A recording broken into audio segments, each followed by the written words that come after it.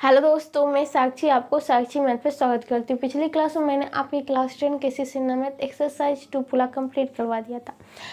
अब होती है आगे चैप्टर का इंट्रोडक्शन। इस क्लास में करेंगे तो प्लीज़ वीडियो को स्किप मत कीजिएगा, अंत तक जरूर देखिएगा और जो नए हैं इस चैनल को सब्सक्राइब भी करिएगा। तो यहाँ पे आपका पहली बात तो कह रहे थे चैप्टर का नाम है आपका दो चल वाले रैखिक समीकरण युग्म। तो युग्म लास्ट आपको तो सब दिख ही रहा है पेल। ओके, तो यहाँ पे बात क्या होती है कि पहली बात तो दो चल वाले रैखिक समीकरण किसे कहते हैं। तो हमने पहली बात तो देखिए, हमने बहुपद देखा। अब रैखिक समीकरण उसमें नाम आ रहा था ना, रैखिक समीकरण जिसमें घात क्या होना चाहिए, एक ही होना चाहिए, एक्स की घात एक ही होना चाहिए। वो एक चल था, एक्स एक ही घात था, एक्स पावर एक और एक्स एक स्वयं ही था चल, ठीक है। बट यहाँ पे खुद बोल दिया है कि दो चल।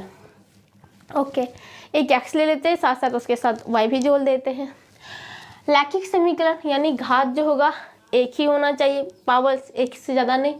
उसके बाद समीकरण जो बनता है नाम में ही छिपा है इसका काम। ओके, तो यहाँ पे अब बात होती है क्या, युग्म जानने से पहले दो चल वाले रैखिक समीकरण किसे कहते हैं। तो a इंटू एक्स जोल b इंटू वाई जोल c इज इक्वल टू 0। यहाँ पे देखिएगा क्या है, x और y क्या है, ये दोनों चल हो गया। ए बी सी ये क्या है, वास्तविक संख्या हो गया जिसमें a is equal to not 0, b is equal to not 0। और 0 हो जाता है तो क्या कर देगा भाई, टोटल पार्ट को 0 कर दे, यही कहना चाहता है। अगर 0 ना होने की शर्त क्या हो जाएगा, तो ए स्क्वायर जोल बी स्क्वायर, क्योंकि माइनस में भी हो सकता है इसलिए स्क्वायर पे गया, इज इक्वल टू क्या होना चाहिए, नॉट 0 होना चाहिए। कहने का मतलब है कि वास्तविक संख्या बोला तो मान लो ए एक हो गया, बी माइनस हो गया। अगर हम एक और जोड़ माइनस एक करते तो 0 हो जाता है, लेकिन स्क्वायर पे जाते हैं तो खुद प्लस में बन जाएगा -1, ठीक है। तो भी स्क्वायर में हो जाएगा, यानी एक का स्क्वायर जोड़ -1 का होल स्क्वायर, तो एक का स्क्वायर जोड़ एक का स्क्वायर, तो एक जोड़ एक यानी 2 हो गया। या 0 नहीं है ना, और हम बोले वास्तविक संख्या तो हम कुछ भी ले सकते सिवाय 0 के छोड़ के, ठीक है। इसीलिए ये इस लूप में बोला, एक शर्त दिया कि अगर शून्यतल हो तो ए स्क्वायर जोड़ बी स्क्वायर जो होगा वो 0 नहीं हो। शून्यतल यानी कि शून्य ना हो, कम से कम एक तो, ठीक है ना। यानी कि मान लीजिए कि अब आपका एक कम से कम कहने का मतलब क्या है, एक कम से कम एक संख्या शून्यतल हो, एक संख्या शून्य ना हो। जैसे कि मान लीजिए कि यहाँ पे मैं बात कर लेती हूँ, दे देती हूँ 2 का स्क्वायर, तो खुद 4 ला दिया। ये क्या है, इसका मतलब है ये तो 0 से ज़्यादा ही है कहने का मतलब, ठीक है। इसलिए ये आपको एक शब्द जोड़ा था शून्यतल, एक सेंटेंस जोड़ा था, उसको मैंने बता दिया। तो ये बात समझ में आ गई कि इस रूप में क्यों दिया और यहाँ पे स्क्वायर क्यों देना चाहते, क्यों दिया भाई, क्योंकि हमें स्क्वायर में ले जाएंगे तो ऋणात्मक संख्या धनात्मक भी बदल जाएगी। पॉलीमैन रहेगा तो उसे अपॉलीमैन है तो उसे भी आसानी से हम करके दिखा सकते हैं, इसलिए। ओके, चलिए, लेकिन सबसे मेन कारण हमें लगता है कि वो जो है स्क्वायर पे ले गया, माइनस को प्लस कर देगा तो हमें थोड़ी भी कठिनाई नहीं होगी। हम क्योंकि हमने बोला है कि एबीसी वास्तविक संख्या की, खुद बोल रहा है तो एबीसी वास्तविक संख्या हम ऋणात्मक क्यों नहीं ले सकते भाई। हमें पता है वास्तविक संख्या नीचे जाएगा तो पॉलीमैन रहेगा तो फिर पूर्णांक भिन्नांक, फिर पूर्णांक है तो आपका धनात्मक ऋणात्मक और शून्य में कट जाता है, ठीक है। फिर उससे प्राकृतिक संख्या आपका होल नंबर ये सब बना लेते हैं ना, तो ये बात हो गई। चलिए, अब बात होती है क्या, तो ये होगा हमारा रैखिक समीकरण। देख लीजिए एक बार, a into x plus B Y plus C is equal to 0, जहाँ ए बी सी वास्तविक संख्या और A is equal to not 0, B is equal to not 0 के लूप में समीकरण को, इस लूप में समीकरण जितने भी ले गए, और बस एक कंडीशन क्या आपका, A is equal to not 0, B is equal to not 0, A B C आपकी वास्तविक संख्या है। तो ये क्या कहला जाएगी, दो चल। कहाँ कौन कौन से यहाँ चल है, ए बी, यहाँ पे क्या है संख्या, जो मैंने बोला कि वास्तविक संख्या, एक्स और वाई क्या है ये मैंने बताया आपको, चल है। तो दो चल वाले रैखिक समीकरण कहते हैं, ठीक है। अब होता है दो चल वाले रैखिक समीकरण युग्म किसे कहते हैं। तो बात होती है कि दो चल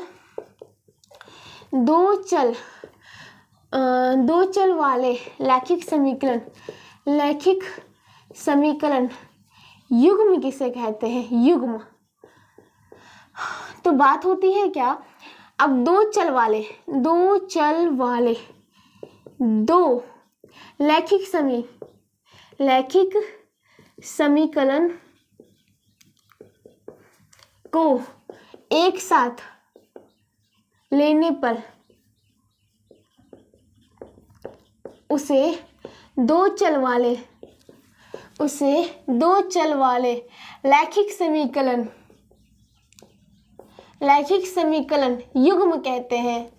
क्या कहते हैं भाई, रैखिक समीकरण युग्म कहते हैं, युग्म कहते हैं।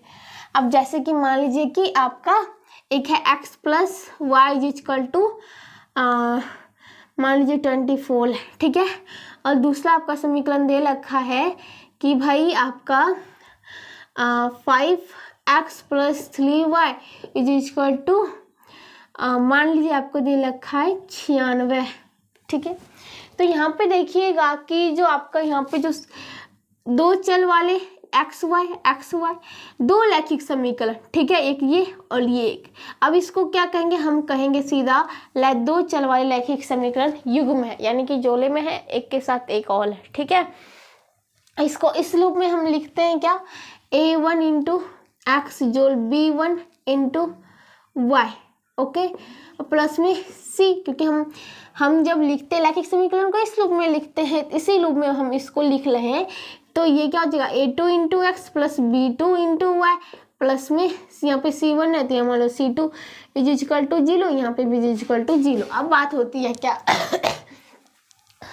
आपको पता है यहाँ पे गुणांक कुछ अलग होगा, यहाँ पे अलग है, जिस प्रकार यहाँ पे अलग है, यहाँ पे अलग है, तो लेकिन चल तो वही है, एक्स और वाई चल है ना, तो वो तो वही रहेगा ना, संख्या अलग हो सकती है, इसलिए हमने नाम रख दिया a1 b1 a2 b2, ठीक है, c1 c2, ओके। अब बात होती है कि यहाँ पे देखिएगा जिस प्रकार मैंने यहाँ बोला था कि a b c क्या वास्तविक संख्या है, यहाँ उसी प्रकार यहाँ पे a1 comma b1 comma c1 comma a2 comma b2 comma c2 क्या होगा, ये हमारा वास्तविक संख्या होगा, पर केवल एक condition, a1 is equal to not 0, b1 is equal to not 0, same उसी प्रकार a2 is equal to not 0, b2 is equal to not 0, और आपका ये तो पता ही a1 का होल स्क्वायर जो b1 का whole square is equal to not 0, तो एक कम से कम एक शून्य तल होगा, यानी शून्य नहीं होगा, और फिर a2 का होल स्क्वायर जो b2 का whole square is equal to not 0। समझ में आ गई बात, बस आगे चलते हैं। अब होता है दो चल वाले रैखिक समीकरण का निकाय। तो बात क्या होती है, दो चल वाले दो रैखिक समीकरण से बना निकाय हमारा दो चल वाले रैखिक समीकरण निकाय कहलाता है। अब निकाय यहाँ पे सिस्टम, जिस प्रकार सब चीज में सिस्टम होती है ना, इसी प्रकार यहाँ पे भी सिस्टम की बात कर दी। तो देखिएगा आपका क्या बोला, दो चल वाले रैखिक समीकरण का निकाय। तो बात क्या होती है भाई जब दो चल वाले रैखिक समीकरण था, ओके, उसके बाद निकाय था, निकाय जोड़ दिया यानी कि सिस्टम, यानी अब बात होती है कि दो चल वाले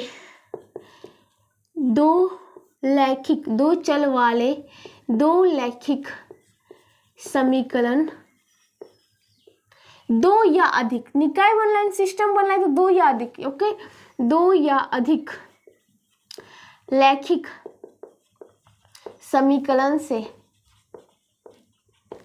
बना निकाय दो चल वाले रैखिक समीकरण निकाय कहते हैं। दो चल वाले रैखिक समीकरण निकाय कहते हैं। सिस्टम बन गया, दो हो या अधिक हो, ठीक है दो है तो दो चल वाले रैखिक समीकरण का, जैसे कि मान लीजिए कि x plus y is equal to 5 है, x minus y is equal to 3 है, कुछ भी दे सकते, माइनस में भी, जिस प्रकार बहुपद में देखते थे लाता था प्लस के रूप में, लेकिन उसको माइनस के रूप में लिख सकते कि भाई इस माइनस को हम लिख सकते हैं, इस माइनस को प्लस माइनस करके हम कॉमन लेके दिखा सकते, ठीक है। चलिए आगे देखते हैं। आपकी बात क्या होती है, रैखिक समीकरण का आलेख क्या है भाई, रैखिक समीकरण का आलेख। हम पहले एक वाले मतलब दो चल वाले रैखिक समीकरण को देख लेते हैं, उसके बाद आगे देखेंगे, ओके। दो, क्योंकि यहाँ पे युग्म की बात हो रही है तो इसके लिए हम बना लेते हैं भाई आपका ग्राफ।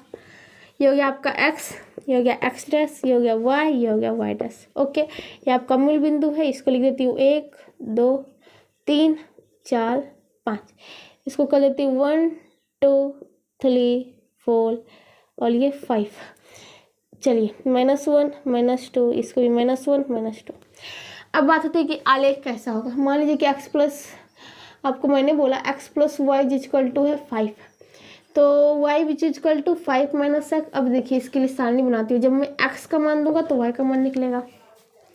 x का मान 0 देता तो y का मान 5 होगा। x का मान 1 देता तो y का मान 4 होगा। 5 में से गया 4। x मान 2 देता हूँ, 5 में 2 गया 3। x में 3 देता हूँ, 5 में से 3 गया 2। x में 4 देता हूँ तो y का मान 1, और ये 5 देता हूँ तो ये 0। अब चलिए इसको बैठाते हैं। जब x का मान 0 दिया तो y का मान, x का मान हमने क्या दिया 0, तो ये 0 हो गया। y का वैल्यू 5 यहाँ हो गया। x का वैल्यू 1 तो y का वैल्यू 4 यहाँ हो गया। x का वैल्यू 2 तो y का वैल्यू 3 यहाँ हो गया। अब ग्राफ कॉपी लेंगे तो सीधा लाइन जाएगा, ठीक है। x का वैल्यू 3, y का वैल्यू 2 यहाँ हो जाएगा। ये आपका 4 तो ये 1 यहाँ हो जाएगा, एंड ये 5 तो ये 0, और ये इसको मिलाया तो पा गया हमने एक सीधी सी सरल रेखा। तो यहाँ पे कहने का मतलब क्या, और ये भी ये इस साइड बढ़ेगा और ये आपका इस साइड बढ़ेगा। तो आप ग्राफ कॉपी लेंगे, दूली जब आपका समान लेगा तो थोड़ा भी आपका टेढ़ नहीं हो सकता है, वो सीधा एक सीधी सरल रेखा देगा, ठीक है। और यहाँ पे यही हमें दिखाना था कि यहाँ पे देखिएगा आपका कैसा गया इसका आलेख। एक चल, मतलब कि यहाँ पे 2 चल वाले हैं बट एक रैखिक समीकरण था, तो एक सीधी सी सरल रेखा गई। और एक बात होती है कि इस पे स्थित जितने भी बिंदु हुए वो क्या हुए, इसका हल होगा। अभी जानेंगे हल किसे कहते हैं तो आपको बिल्कुल समझ में आ जाएगा, ठीक है। अब देखिएगा कहता है 2 चल वाले रैखिक समीकरण का हल किसे कहते हैं। अब भाई 2 चल वाले रैखिक समीकरण का हल, 2 चल वाले जो रैखिक समीकरण था, रैखिक समीकरण का हल, तो 2 चल वाली रैखिक समीकरण था, उसका हल किसे कहते हैं। तो यहाँ पे बात क्या होती है, x और y का एक मान युग्म जो उस समीकरण को संतुष्ट कर दे वो उसका हल कहलाता है। तो यहाँ पे x और y यहाँ पे 0, 5 दोनों इसको संतुष्ट किया, 1, 4 संतुष्ट किया, 2, 3 संतुष्ट किया, 3, 2 संतुष्ट किया, और 4, 1 संतुष्ट किया, 7, 7 क्या संतुष्ट किया भाई, 5 और 0 भी उसको क्या कर दिया, संतुष्ट कर दिया। तो जो उसको संतुष्ट कर दे, एक युग्म मान जो समीकरण इतना को संतुष्ट कर दे, वो क्या हो जाता है, उस समीकरण का हल हो जाता है। तो कहने का मतलब यहाँ पे देखिएगा, ये देखिएगा मैं एक समीकरण बना देती हूँ, ax plus by plus c is equal to 0। इस रूप में लेगा, c उधर जाए तो अपने आप संख्या में आ जाए, जिस प्रकार यहाँ पे। तो यहाँ पे बात कर लेते हैं, जहाँ a b c आपका वास्तविक संख्या है और a is equal to not 0, b is equal to not 0, ठीक है। ये हो गया एक इस समीकरण के लूप में, इस समीकरण के लूप को 2 चल समीकरण के लूप में, इसको में एक चल में 2 चल वाले रैखिक समीकरण है, रैखिक समीकरण है। अब इस समीकरण है, ठीक है। अब क्या होता है कि जब समीकरण ये है तो इसका हल क्या होगा, तो x और y का एक मान युग्म जोड़ा ले लेते, ठीक है, उसके साथ जो भी आए एक मान युग्म, अगर समीकरण ax plus by plus c equal to 0 को संतुष्ट करता है तो वह क्या होगा, तो वह उस समीकरण का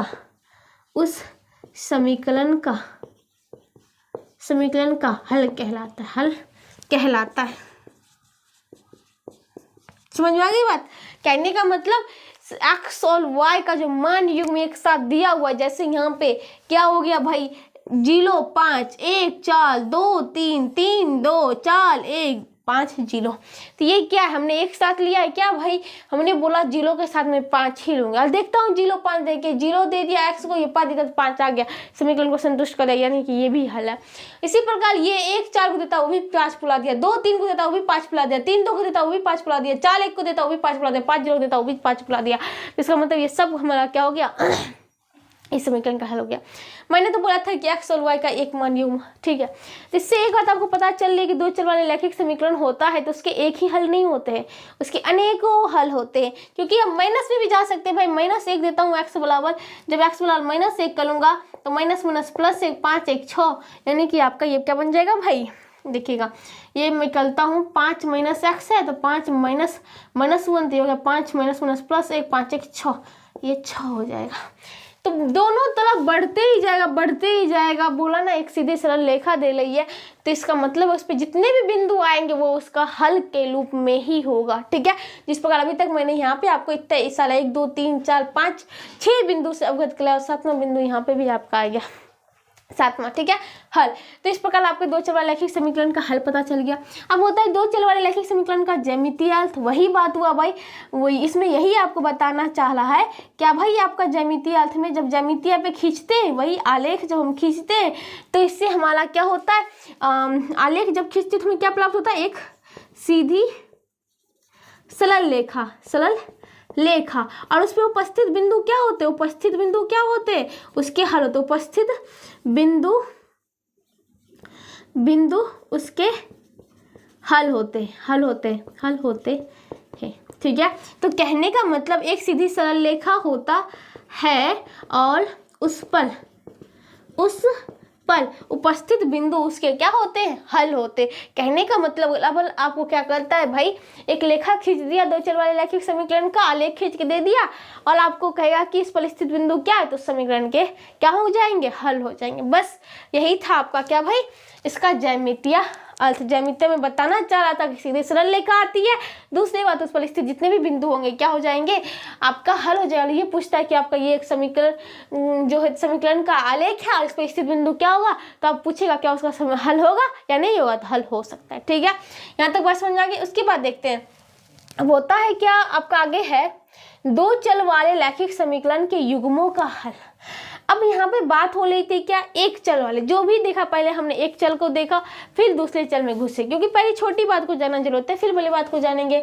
पहले हमने रैखिक समीकरण देखा, फिर दो चल वाले रैखिक समीकरण को देखा, मतलब कि उसकी युग्म को देखा, फिर उससे सिस्टम बना, दो या अधिक को, फिर एक चल वाले का एक खींचा, आलेख में क्या होता है ये जाना, तो फिर उसका समीकरण का हल देखे निकला और उसका ज्यामितीय अर्थ निकल गया। अब बात क्या होती है कि हमने यहाँ तक तो देख लिया, अब हमें देखना क्या है, दो चल वाले रैखिक समीकरण के युग्मों का हल। अब हम क्या करेंगे भी भाई, युग्मों का हल, यानी कि जो हमारा युग्म चल रहा था ना, हम जो दो चल वाले रैखिक समीकरण लेते थे तो उसमें भी हम x और y ही दोनों में लगते थे, क्या आपका भाई, x और y ही लगते थे वहां पे चल। तो x और y का ऐसा मान लेंगे जो दोनों समीकरण को संतुष्ट कर देगा, वो कहला जाएगा आपका दो चल वाले रैखिक समीकरण के युग्मों का हल कहला जाएगा, ठीक है। तो उससे पहले आपको बताने से पहले थोड़ा जगह खाली करना पड़ेगा भाई, आपका बोर्ड दिखेगा। अब हमारी बात क्या होती है, दो चल वाले रैखिक समीकरण के युग्मों का हल, दो चल वाले रैखिक समीकरण के युग्मों का हल, ठीक है। क्या है भाई, दो चल वाले रैखिक समीकरण के युग्मों का हल। तो बात क्या होती है, x और y के ऐसे मान का युग्म का जोड़ा लेते हैं जो दोनों समीकरण को संतुष्ट करता हो, उसे क्या कहते हैं भाई, दो चल वाले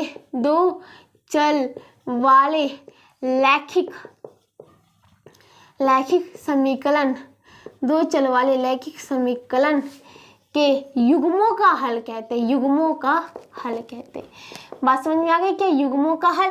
तो x और y का मान ऐसा मान लेंगे, मान युग्म जो बनेगा आपका, तो वो क्या होगा, दोनों को जैसे कि मान लीजिए कि यहाँ पे दे दिया मैंने x plus y equal to 2, x minus y equal to 0। यहाँ पे देखिएगा कि x और y, x यहाँ पे y, यहाँ पे एक एक लग के देखता हूँ तो एक एक 2 बन गया, और यहाँ पे एक में से एक गया 0 लग के देखता हूँ, यानी कि ये क्या होगा एक एक दोनों को कर दिया। इसमें भी एक एक फायदा कर गया, एक जोड़ एक बराबर 2, इसमें भी 1 माइनस 1 इक्वल टू 0 पुरा दिया। तो कहने का मतलब एक और एक ऐसा युग्म हो गया जो दोनों समीकरण को जो था दो चल वाले उसको क्या कर दिया, संतुष्ट कर दिया। तो ये कहलाएगा आपका x और y जो है एक एक, ये क्या कहलाएगा आपको दो चल वाले रैखिक समीकरण के युग्मों का हल कहलाया जाएगा। ठीक है, अब होता है क्या, दो चल वाले रैखिक समीकरण के ज्यामितीय अर्थ। अब दो चल वाले रैखिक समीकरण के युग्म था उसका ज्यामितीय अर्थ देख लेते हैं। तो दो चल वाले रैखिक समीकरण के युग्मों का ज्यामितीय अर्थ, ज्यामितीय अर्थ। अब ज्यामितीय अर्थ वही भाई आलेख खींचने की बात हो रही है। अब बात क्या होती है कि दो चल वाले रैखिक समीकरण जो यहाँ पे बात की मैंने, उसके युग्मों का, इसके युग्मों का हम बात क्या कर लेते हैं, ज्यामितीय अर्थ। तो इसमें हम तीन क्वेश्चन लेते हैं। ठीक है, आपको 3 बताएंगे।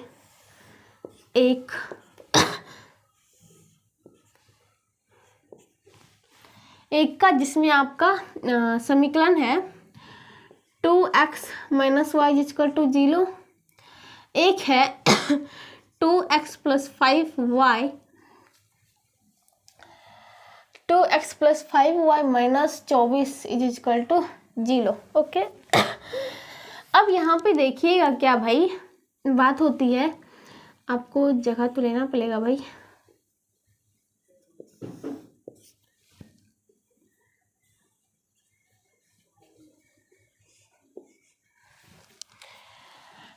चलो, तो यहाँ पे क्या हो जाएगा आपका, इसको अगर हम बात कर लेते हैं क्या, आपका ये हो गया 2x, ये देखिएगा y बराबर क्या हो गया, y बराबर हो गया 2x, और यहाँ पे देखिएगा तो 2x plus 5y equal to 24, और 5y equal to 24 minus 2x, और y equal to 24 minus 2x बटे 5। ठीक है, अब यहाँ पे देखिएगा क्या भाई आपकी बात हो जाती है।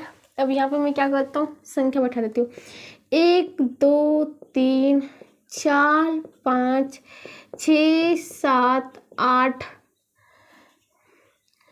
9 10 11। ओके, यहाँ पे बैठा देती हूँ 1 2 3 4 5 6 7 8 9 10। अब ग्राफ कॉपी खरीद लीजिएगा भाई, -1 -2 -3 -4 -5 -6, ये भी हो गया -1 -2 -3 -4 -5 -6 -7 -8 -9 जो भी हो। ठीक है, अब यहाँ पे देखिएगा, यहाँ पे बात कर लेते हैं, इसके लिए पहले हम आलेख खींच लेते हैं इसी में। ठीक है, तो मैंने x का मान दिया, y का मान निकला। जब 0 दिया तो y का वैल्यू भी 0, जब यहाँ पे 1 दिया तो ये 2 हो गया।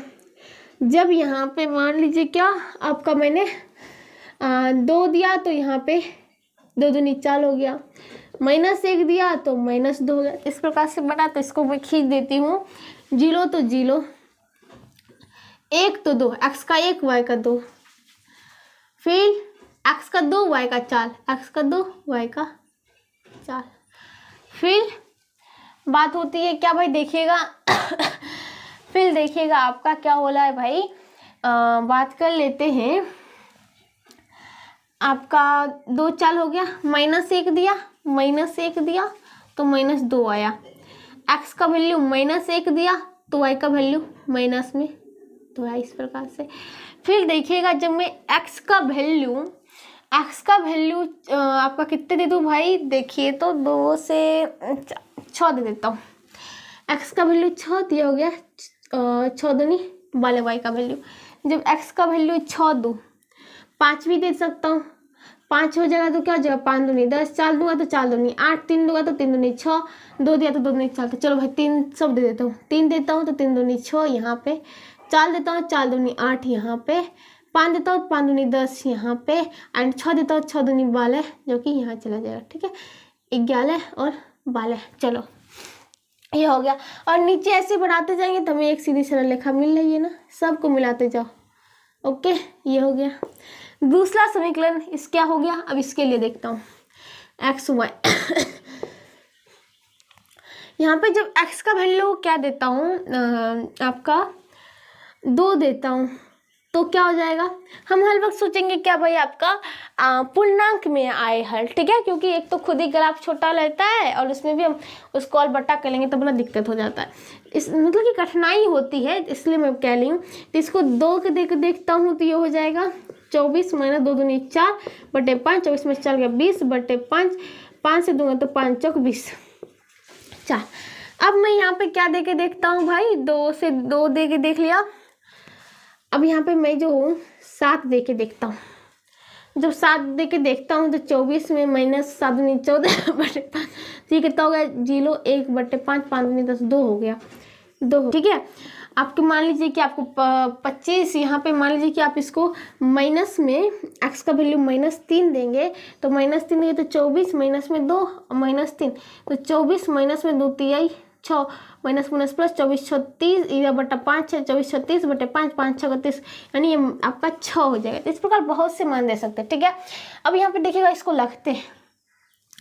एक तो आपका इस समीकरण के लिए था, ये आपका किसके लिए है, तो y बराबर 2x के लिए।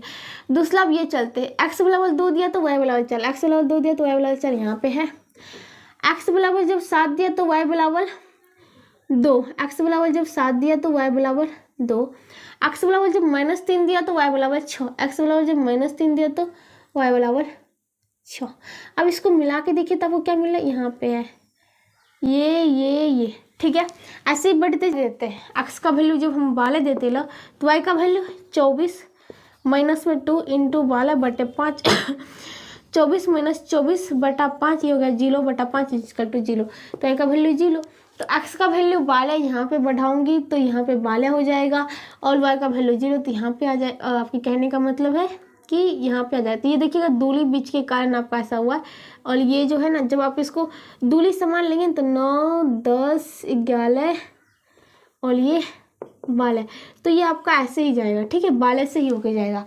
इसलिए कहती हूँ कि ग्राफ कॉपी ले लीजिए, ग्राफ कॉपी में थोड़ा भी दिक्कत नहीं होगा। ओके, तो यहाँ पे क्या हो रही है ऐसे तो भाई 2 समीकरण देखे तो क्या हल होगा सोचने लगे, पता ही नहीं चल रहा है कि कैसे निकाले। पता लगेगा तब ना हम इसका हल भी निकाल सकते, कुछ पता ही नहीं चल रहा है, बस 2 समीकरण दिख रहा है। ठीक है भाई, अब कैसे बनाए, और यहाँ पे तो पूर्णांक संख्या में था तो आलेख खींच के बना लिए। अब आलेख में खींचे तो हमें कैसे पता चलेगा कि आंसर क्या है, हमें देखिएगा गौर से, ध्यान से देखिए। क्या भाई, एक तो यहाँ जा रहा था, एक यहाँ जा रहा था, आया दोनों सरल रेखा, सीधी सरल रेखा। ठीक है, बट यहाँ पे आपका दूरी डिफरेंस हो गया था, इसलिए ऐसे हो गया। आप इसको दूरी समान लेकर ग्राफ कॉपी बनाएंगे तो आपको बिल्कुल एक सीधी सरल रेखा जाएगी। ठीक है, और ये तो बोर्ड है भाई। तो अब यहाँ पे बात क्या होती है ये हो गया और ये हो गया, तो हमें कटान एक बिंदु दिख रहा है जो दोनों एक दूसरे को काटता है, प्रतिच्छेद बिंदु। तो ये प्रतिच्छेद बिंदु दिख रहा है क्या, यहाँ पे 2 4 और यहाँ पे भी 2 4, ये 2 4 दोनों में आ गया, यानी कि ये प्रतिच्छेद बिंदु जो है दोनों में है।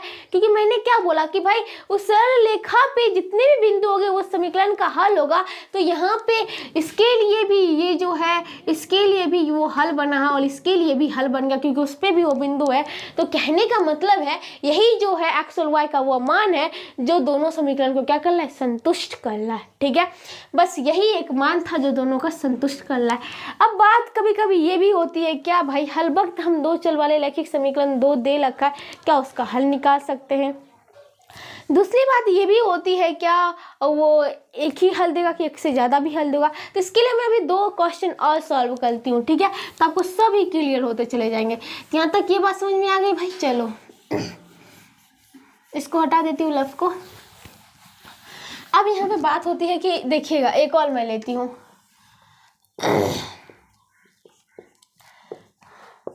ये आपका x, ये हो गया x डैश, ये हो गया y, ये हो गया y डैश।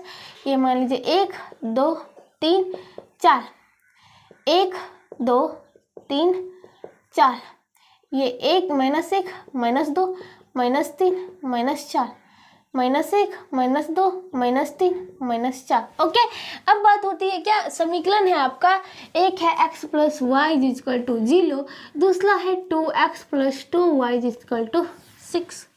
ठीक है ना। ओके, कहीं कोई दिक्कत नहीं होना चाहिए। चलो अब यहाँ पे देखिएगा क्या भाई, आपका एक है x + y = 0 एंड दूसरा है x, आपका दूसरा क्या है भाई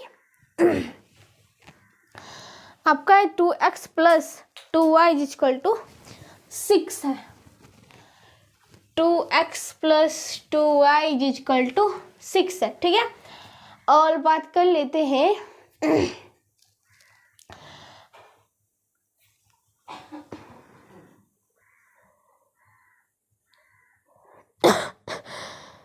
चलिए, तो यहाँ पे देखिएगा, ये आपको समझ में आ गई बात।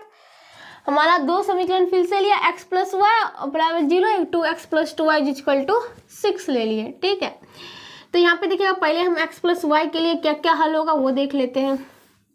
0 कब कब आ सकता है, जब x का वैल्यू हमने 0 रखा तो y का वैल्यू खुद वही 0 हो गया। यहाँ पे देखिए, इसको हल कर लेते हैं कि y बराबर क्या होगा, y बराबर होगा माइनस में x। ठीक है, यहाँ पे इसको लिख देती हूँ, x + y = 0 और y बराबर -x। तो 0 दिया तो -0 यानी 0 ही हो गया। x बराबर लिख दूंगा तो -1 हो जाएगा। x बराबर -1 दो तो ये माइनस माइनस प्लस में 1 बन जाएगा। x बराबर 2 देता हूँ तो ये हो गया, y बराबर -2 तो हो गया। और बात हो जाती है क्या भाई, x बराबर जब 3 देता हूँ तो y बराबर -3 हो गया। ठीक है, यहाँ तक तो कोई दिक्कत नहीं। चलो इसका खींच लेती हूँ, जब x का वैल्यू 0 तो y का वैल्यू भी 0, x का वैल्यू 1 तो y का वैल्यू -1, x का वैल्यू x ये अच्छा है, y ये है तो -1 यहाँ हो गया। फिर x का वैल्यू -1 तो y का वैल्यू क्या, -1 दिया तो +1 जो कि यहाँ है। फिर x का वैल्यू 2 तो y का वैल्यू -2 यहाँ है। x का वैल्यू 3 तो y का वैल्यू -3 यहाँ है। तो यहाँ पे देखिए, ये आपका गया एक सीधी सी सरल रेखा। ठीक है, ये आपका एक हो गया। ये किसका है, तो ये है y बराबर -x का। दूसरा है आपका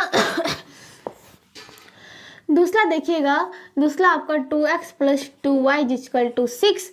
एक यहाँ पे इसको मैंने मिटा दिया भाई, आपका क्या था, x + y = 0 का, तो यहाँ पे लिख देती हूँ फिर से x, ये 0 0 1 -1 2 -2 एंड 3 -3 और ये क्या था, एक -1 तो -1 प्लस।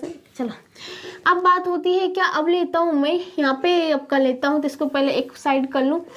तो 2y = 6 - 2x और y = 6 - 2x/2। ओके, अब यहाँ पे देखिएगा x y ले लेता हूँ। x का वैल्यू मैंने 0 दिया तो 6 - 2 × 0 0/2 6/2 2 से 2 3 6, y का वैल्यू 3 आ गया। x का वैल्यू अगर मैं 2 देता हूँ या फिर 1 देता हूँ, 1, तो 6 - 2 × 1/2 6 - 2/2 6 में 2 गया 4/2 2 दूनी 4, यानी x का वैल्यू y का वैल्यू 2 आ गया। अब 6 का यहाँ पे देखिएगा, x का वैल्यू मैं 2 देता हूँ तो y का वैल्यू 6 - 2 × 2/2 6 - 2 दूनी 4/2 6 में 2 4 गया 2/2, ये आपको y चल रहा है। ठीक है, 2 कम 2 1 हो गया। और मैं 3 देता हूँ तो 6 - 2 3 6/2 ये हो गया 6 - 6/2 ये हो गया 0/2 = 0 यानी 0 हो गया। ठीक है, अब इसको बैठाती हूँ। जब यहाँ पे 0 था 3 यहाँ पे, ठीक है, चलो एक माइनस वाला भी ले लेता हूँ भाई ओके, अब माइनस में देखिए क्या लेता हूँ।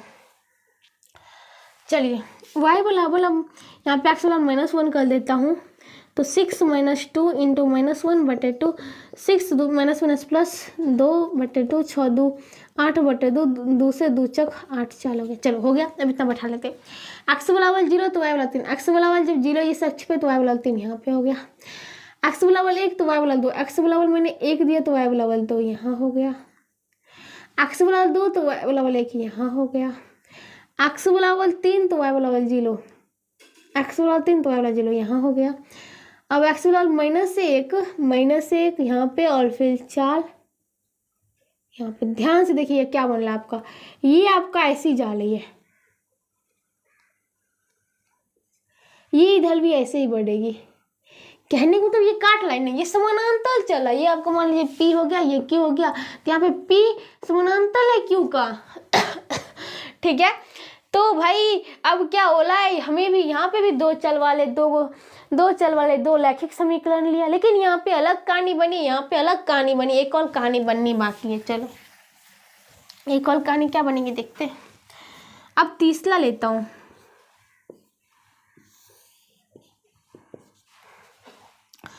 1 2 3 4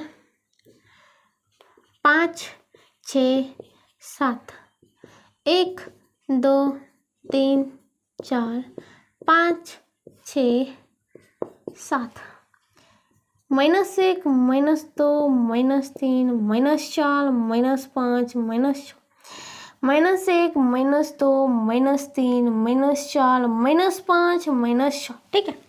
अब बात होती है एक और कहानी, क्या x प्लस दो समीकरण लेता है, x प्लस वाई बराबर 2 and 2x plus 2y is equal to 4। Okay, अब क्या कहानी बनने वाली है भाई, तो देखते यहाँ पे मैं x प्लस वाई के लिए खींचूँ तो x और y, तो x का अब यहाँ पे y बराबर सॉल्व करें तो 2 - x है, तो x का वैल्यू 0 दूंगा तो y बराबर 2, x का वैल्यू 1 दूंगा तो y बराबर 2 में से गया 1, x का वैल्यू 2 दूंगा तो y बराबर 2 में से गया 0, x का वैल्यू जब -1 दूंगा तो 2 माइनस फिर -1 तो माइनस प्लस 1 3 हो जाएगा। ठीक है, इसको बैठा देते हो। x बराबर 0 दिया तो y बराबर 2, x बराबर 1 दिया तो y बराबर 1, x बराबर जब 2 दिया तो y बराबर 0, x बराबर जब -1 दिया तो y बराबर 3, और ये आपकी सीधी सी सरल सी प्याली सी लेखा जा रही है। ओके, चलो अब इसके लिए खींचता हूँ, तो 2y इक्वल टू 4 - 2x, और बात होता है y बराबर क्या होगा 4 - 2x बटा 2। ओके, तो यहाँ पे बात क्या होती है, यहाँ पे देखिएगा x और y देता हूँ, जब यहाँ पे मैं 0 देता हूँ x का वैल्यू तो 4 - 2 इंटू 0/2, तो ये क्या होगा 4 माइनस ये होगा 0/2, ये होगा 4/2, 2 से 2 नहीं 4, ये होगा 2। अब बात होती है क्या 4 माइनस एक्स का वैल्यू मैं 1 देता हूँ तो 2 गुने 1/2 इस 4 - 2/2, 4 में से 2 गया 2/2 इज इक्वल टू 1। जब यहाँ पे मैं 2 देता हूँ x का वैल्यू तो 4 - 2 गुने 2/2, 4 - 4 इज बटे 2 is equal to 0/2 is equal to 0, ये होगा 0। तो कहने का मतलब फिर देखिए वही कहानी, x बराबर 0, x बराबर जब 0, x बराबर 0 तो y बराबर 2 यहीं पे आ गया, x बराबर 1 तो y बराबर 1 यहाँ पे आ गया, x बराबर 2 y बराबर 0 यहाँ पे आ गया। फिर से हम देख ले वही चल रहा है, यानी ये तो समपाती हो गया भाई। ये मान लिया p है, ये q है, ये p और q समपाती हो गया। तो कहने का मतलब क्या हुआ, हमने तो भाई दो चल वाले दो रैखिक समीकरण को ही लिया था, बट यहाँ पे अलग अलग कहानी क्यों बन गई, अब क्या संबंध है, अब एग्जाम में कैसे पता चलेगा कि किस कहानी में मतलब कब कौन से समीकरण लेगा तो कौन सी कहानी बनेगी। एक तो बना क्या है, एक ही बार प्रतिच्छेद किया, दूसरा बना समानांतर चल रहा है कभी प्रतिच्छेद ही निकल रहा, तीसरा क्या अब कहानी बना तो वो एक दूसरे पे चढ़ा ही हुआ है। ठीक है, जो इसका है उसका, जो रैखिक समीकरण में लेखा जो खींचा उस पर जितने भी बिंदु होंगे वो समीकरण के लिए क्या हो जाएंगे, हल हो जाएगा। तो जो इसमें इसके लिए हल था वो इसके लिए भी हल बन गया, क्या दूसरा समीकरण के लिए। अब क्या होगा भाई, अब इस समय संबंध आखिरकार है क्या, जिस कारण से हमें अलग अलग 3 प्रकार के हमें दिखाया है डायग्राम को, यानी कि आलेख खींच के 3 अलग अलग चीज बन गए, कह सकते हैं आपका चित्र बन गए हैं। एक तो काटा हुआ, एक समानांतर चल रहा है, अलग ही कहानी हो गई। एक क्या चल रहा है, दूसरे पे चढ़ के ही चल रहा है। पहले एक बोला कि मैं तेरे को एक ही बार काटूंगा निकल जाऊंगा, दूसरा बार बोला नहीं तेरे को काटूंगी नहीं, चल तू भी बढ़ा हूँ बढ़े, तीसरी बार बोला क्या तेरे को पे चढ़ के चलूंगी मैं हर वक्त। ओके, तो कहने का मतलब क्या है, अब क्या संबंध है, ये 3 आपको समझ में आ गए।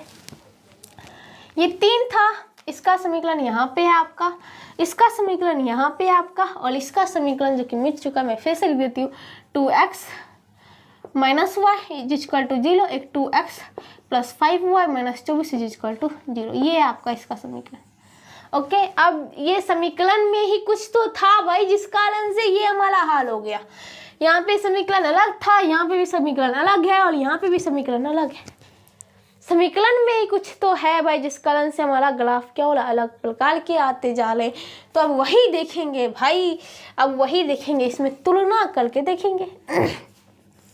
अब तुलना क्या करना है, चलो भाई इस पहला वाले को, पहला हम रैखिक समीकरण युग्म लेते हैं, रैखिक समीकरण युग्म में तुलना करते हैं। अब यहाँ पे देखिएगा क्या था आपका 2x माइनस वाई जिसको टू 0। अब यहाँ पे आप इसको कर दीजिए हाँ जिसको टू 0, और ये क्या हो गया, इसको ऐसे भी कर सकते हैं ना, माइनस इजकल टू 0, हाँ माइनस में सी के रूप में, और इसको कर दिया आपने 2x plus 5y minus 24 is equal to 0, यही था ना, ठीक है। अब यहाँ पे देखिएगा क्या भाई, यहाँ पे अगर मैं कहूँ तो ये किस रूप में है, a1 इंटू एक्स जो b1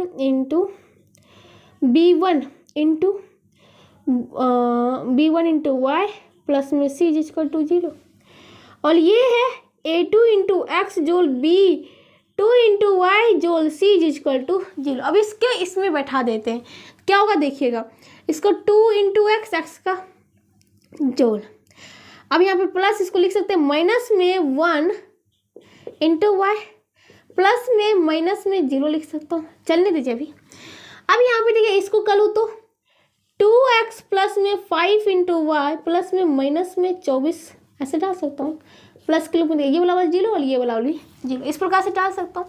यानी देखिएगा एक बार फिर से कर दूँ क्लियर क्या आपका, देखिएगा क्या लिखा हूँ, एक में पहला में लिखा हूँ 2x plus minus 1 into y plus में माइनस में 0, ये कभी तक 0 आए, कभी और भी कुछ संख्या 1 2 कुछ हो सकता है, इसलिए मैं ले रही हूँ 2x प्लस 5y प्लस में यहाँ पे माइनस 24 इजकल टू 0। अब लीजिए इसको हटा देता हूँ, ये आपको थोड़ा सा दूर लगेगा तो आपको अच्छा क्लियर दिखेगा। अब हो गई। अब देखते हैं क्या संबंध है, अब क्या संबंध है इसको जानना है ना भाई, हाँ चलो भाई। अब यहाँ पे एक बात पता चल रहा है कि a1 का मान कितने हैं, यहाँ पे देखो तो इसका यहाँ पे a1 का मान कितने है, x में गुना क्या है a1, यहाँ पे क्या है 2। b1 का मान कितने है, यहाँ पे y में गुना है -1। c1 का मान कितने है, ये आपका c1 c2, यहाँ पे है माइनस में 0, ठीक है। और यहाँ पे बात कर लेते हैं आपका a2 कितने है, इसमें देखिए a2 कितने है 2, b2 कितने है 5, c2 कितने है -24, ठीक है। अब जो देखेंगे इसी को करके देखेंगे। अब यहाँ पे देखते हैं कि a1 बटा a2 कितने आया, 2/2 यानी 1 आ गया। b1 बटे b2 कितने आया, -1/5 आ गया।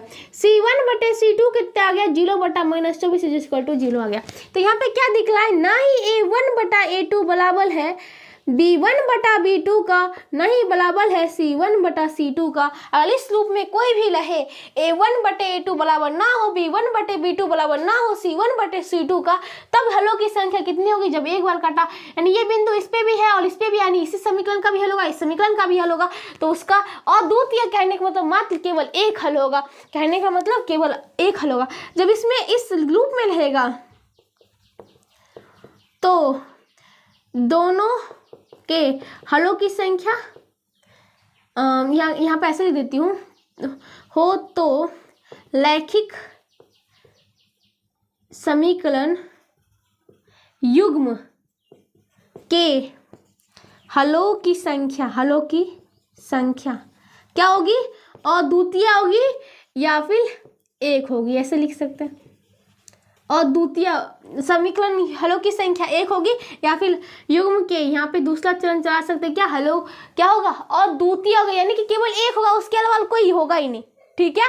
या तो सुनोगे, तो पहला में ये पता चला कि a1 बटे a2 बराबर ना हो, b1 बटा b2 बराबर ना हो, c1 बटा c2, तो क्या हो जाएगा, हमें उसमें एक ही हल मिलेगा, जिस प्रकार यहाँ पे वो भी क्या, वो दोनों का प्रतिच्छेद बिंदु, वो उसका क्या होगा, हल हो जाएगा, ठीक है। अब चलते दूसरा समीकरण। दूसरा के लिए भाई जगह नहीं बच रहा है, मुझे इसको भी लिखना है, इसको भी लिखना है, इसको भी लिखना है और इसको भी लिखना है, तो अब ऊपर वाले को हटाना पड़ेगा। चलो भाई, तो यहाँ तक इसको हटा देती हूँ और चलो अब देखते हैं ये दो बाकी बचे कहानी क्या है, उसमें क्या करना है भाई। चलो ये सब हो ही गया भाई, बातें खत्म होती है। अब देखिएगा आपका दो और समीकरण है, अब उस दो समीकरण में कैसा संबंध है उसको देख लेते हैं, ठीक है। चलो पहला समझ में आ गया, दूसरा देखते हैं। दूसरा क्या है आपका, दूसरा है आपका x plus y is equal to 0, 2x plus 2y is equal to 6 है, यही है ना। तो यहाँ पे देखते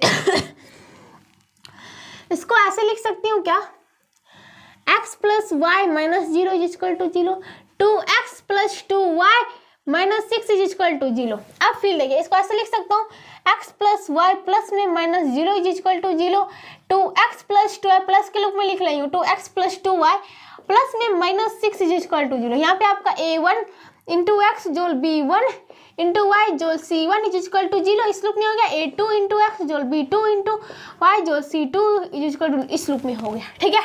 तो यहाँ पे a1 कितने आया भाई, यहाँ पे इंटू में क्या है 1 1, b1 कितने है भाई, यहाँ पे इंटू में 1, c1 कितना हो गया माइनस 0, a2 यहाँ कितने है भाई 2, यहाँ पे b2 कितना है भाई, चिन्ह को भी लेते जाना, यहाँ प्लस में तो प्लस में दो, चलो कोई बात नहीं, c2 बराबर माइनस 6। अब ये a1 बटा a2 बराबर क्या होगा 1/2, b1 बटा b2 बराबर क्या होगा 1/2 और c1 बटा c2 बराबर 0 बटा माइनस 6 इज इक्वल टू 0।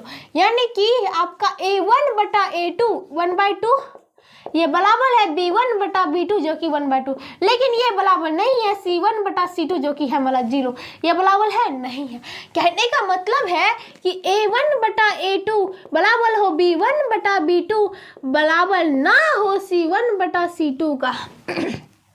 क्या हो जाएगा आपका क्या हो जाएगा भाई, हलों की संख्या। अगर इस रूप में आता है तो हमें क्या मिला था, समानांतर लेखा। जब समानांतर लेखा है तो इसका मतलब वो कभी एक दूसरे को काटेगी नहीं, इसका मतलब उसमें कोई भी हल नहीं हो सकता, उस समीकरण युग्म का कोई हल नहीं होगा। तो कहने का मतलब है रूप में हो तो रैखिक समीकरण युग्म का कोई हल नहीं होगा, कोई हल नहीं होगा, कभी नहीं होगा। समझ में आ गई बात, आ गई बिल्कुल समझ में, ठीक है। चलो बात तो 2 का हो गया। कब एक, जब a1 बटा a2 बराबर ना हो b1 बटा b2 बराबर ना हो c1 बटा c2 तो हलों की संख्या 1। जब a1 बटा a2 बराबर हो b1 बटा b2 और बराबर ना हो c1 बटा c2 तो हलों की संख्या 0, 1 भी नहीं होगी, ठीक है। चलिए आगे देख लेते हैं। अब अगला तीसरा समीकरण क्या है तो देखिएगा, x plus y is equal to 2 and फिर बात कर लेते हैं क्या है 2x plus 2y is equal to 4, यही है ना। चलिए यहाँ पे देख लीजिए, इसको लिख सकते हैं x plus y minus 2 is equal to 0, 2x plus 2y minus 4 is equal to 0। इसको आप इस रूप में लिख दीजिए क्या भाई, आप इसको लिख सकते हैं x प्लस वाई प्लस में minus 2 is equal to 0, 2x plus 2y plus में माइनस 4 इज इक्वल टू 0। यहाँ पे आपका बन गया है a1 इंटू x1 जोल b1 इंटू y1 जोल c1 इज इक्वल टू 0। यहाँ पे a2 इंटू x2 जोल सॉरी x, चल तो x ही है ना, सॉरी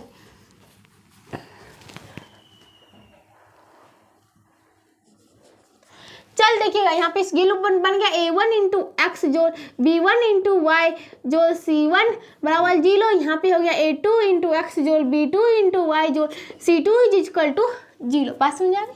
अब यहाँ पे देखते हैं कि a1 क्या है भाई आपका, यहाँ पे 1 से गुना है, b1 क्या है यहाँ पे 1 से गुना है, c1 क्या है -2, यहाँ पे a2 क्या है 2 है, यहाँ b2 क्या है 2 है, c2 क्या है -4 है। जब a1 बटा a2 किया तो 1/2 पाया, b1 बटा b2 किया तो 1/2 पाया, c1 बटा c2 पाया तो -2 बटा -4, माइनस गया 2 कम 2 दूनी 4 यानी 1/2 पाया। तो कहने का मतलब यहाँ पे क्या हो गया, यहाँ पे आपका हो गया कि a1 बटा a2 बराबर है b1 बटा b2 बराबर है c1 बटा c2 बराबर 1/2 सब में आया है। तो कहने का मतलब जब आपका a1 बटा a2 बराबर हो b1 बटा b2 बराबर हो c1 बटा c2 के रूप में हो हो तो हलो क्या होगा, हलो हल अनगिनत होंगे, अनगिनत, गिनत होंगे जिसे गिन नहीं सकते, होंगे यानी कि हलों की संख्या क्या होगी, अनगिनत हो, कहने का मतलब संपाती में जो इसका हल उसका हल, जो इसका हल। और पता है क्या, लैखिक समीकरण के हलों की संख्या अनेक होती है। अब भाई लेखा खींचा तो जितने भी बिंदु आ गए वो बढ़ते ही रहेगा, बढ़ते रहेगा, तो जितना आएगा उतना सब इसका क्या होगा, हल एक रूप में होते जाएगा। तो कहने का मतलब अनगिनत हो गए। ठीक है, यहाँ तक समझ आ गया। तो यहाँ पे जो आपके हलों की संख्या का टॉपिक था वो यहाँ पे मैंने क्लियर कर दिया। जब आपका a1 बटा a2 बराबर ना हो b1 बटा b2 जैसे ही दिख जाए तो हलों की संख्या क्या होगी, बस एक होगी और बराबर ना हो c1 बटा c2। जब आपका a1 बटा a2 बराबर कर दिया b1 बटा b2 तो यहाँ पे मत लो कि आगे भी बढ़िए c1 बटा c2 और बराबर होगा तो हलों की संख्या अलग होगी, मतलब कि अनगिनत हो गया। नहीं है बराबर तो 0 हल होंगे, एक भी नहीं होगा। और तीनों आपस में बराबर है तो हलों की संख्या क्या हो जाएगी, अनगिनत हो जाएगी। ठीक है, चलो अब बात क्या होती है, तुलना भी आपका हो गया संगत या अविरोधी। ऐसे समीकरण युग्म जिसका हल संभव हो वो कहलाता है संगत या फिर अविरोधी। और ऐसे समीकरण युग्म जिसका हल संभव ही ना हो, जिस प्रकार इसमें मैंने बोला कि a1 बटा a2 बराबर b1 बटा b2 equal to not c1 बटा c2, तो ये हल संभव ही नहीं है तो क्या हो जाएगा, ये हो जाएगा आपका विरोधी और असंगत समीकरण। ठीक है, ये भी आपका टॉपिक खत्म। तो आपको हलों की संख्या पता चल गई भाई। जब आपको लेखा ही खींच दे, आलेख ही दे दे, आपको आलेख खींच दे, एक बिंदु कटांग बिंदु बन गया तो एक होगा। अब आपको ऐसे ऐसे चल रहा है तो एक भी नहीं होगा, 0 यहाँ पे एक हो गया। जब संपाती दे दिया किसी पर इसी पर बिंदु है तो अनेक होगा। समझ में आ गई बात। तो इस प्रकार सकते हलों की संख्या दिला था, आप आलेख खींच सकते कि किस प्रकार का आलेख होगा। अब बता सकते कि क्या भाई कौन से मतलब किसका फॉलो करेगा, मतलब कि आपका इसमें बात करते हैं जो आपका a1 a2 था गुणांक में वो किसको फॉलो करेगा। ठीक है, तो भाई इसी के साथ आपका जो होता है लैखिक समीकरण, विदोष चल वाले लैखिक समीकरण का युग्म जो था वो उसका इंट्रोडक्शन खत्म होता है। बस ये बात समझना था, बहुत इंपॉर्टेंट था। ठीक है, और इसी के साथ आज मैं इस क्लास को भी यही समाप्त करती हूँ। अगले क्लास में इससे आगे बताऊँ, तब तक जुड़े रहिएगा। अगर वीडियो पसंद आता है तो लाइक शेयर कमेंट और सब्सक्राइब जरूर करें। तो मिलते हैं अगले क्लास में, तब तक के लिए बाय बाय।